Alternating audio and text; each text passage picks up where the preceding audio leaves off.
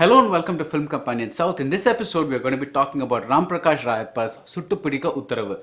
If I say that this director with this movie has made a major leap as a filmmaker, it may not sound like much because his earlier films were Tamilukku and Nonrai Eluthavum and Pokiri Raja. These films definitely came with interesting premises, there's no doubt about that, but they were kind of killed by all the Kollywoodisms, the need to have song and dance and drama and that romance and all that kind of stuff. And the premises, that what was interesting about the premises just went away. The director doesn't make that mistake here, and the result is a very watchable thriller that opens with a bank robbery. Sometimes you get a feeling about a film right at the very beginning. I got that feeling here. Over a black screen featuring the opening credits, we get the sounds of a bank in business. Transactions are going on, tokens are being issued.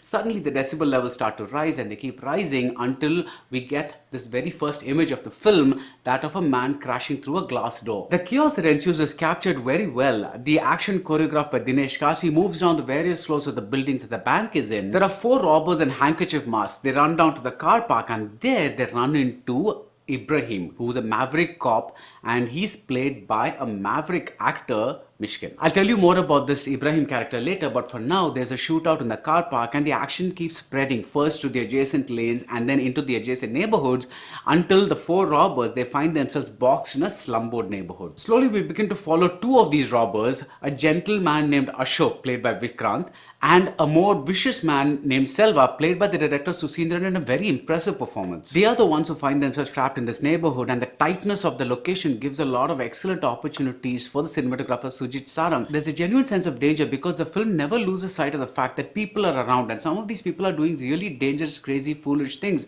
like trying to capture this action on their cell phone cameras. It's a nice little mocking touch for the social media era, but then it's not overdone. Nothing is overdone. If we get very, very stupid cops, we also get smart cops. If we get evil Muslims, a bunch of terrorists, we also get good Muslims. The only track that stands out weakly is the media satire, because I don't think at this point anyone can tell us anything new about how greedy the media is for television TRPs. Ramprakash Rayappa may have improved as a storyteller, but he still has a way to go as a director.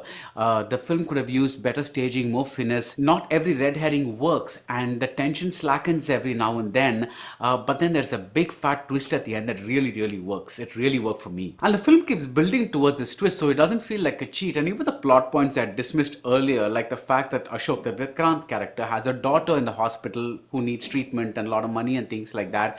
They're not the usual sentimental things that we find. There's something that leads towards the end of the film. There's a dog that wanders away from its owner. There's another little girl, one who runs away from home. There's an annoyingly hammy cop.